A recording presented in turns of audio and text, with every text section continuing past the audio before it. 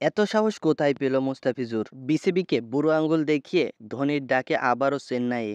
এবারের আইপিএলে শুরু থেকেই মেধা দেখিয়েছেন কাটার মাস্টার মুস্তাফিজুর রহমান। মাত্র ৯টি ম্যাচ খেলে ১৪টি উইকেট নিয়েছেন।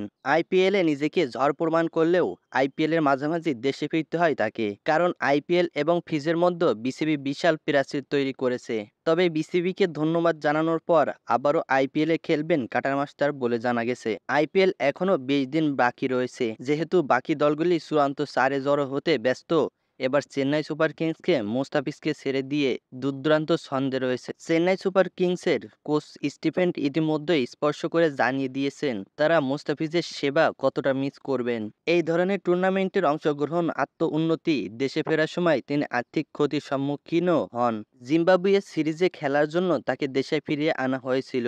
প্রথম ৩টি ম্যাচ তাকে খেলানো হয়নি। তবে বিসিবির দেওয়া এক সূত্রে জানা গেছে জিম্বাবুয়ে সিরিজের পরে মুস্তাফিজ আইপিএলে আবারও চেন্নাইয়ের হয়ে খেলার সুযোগ রয়েছে।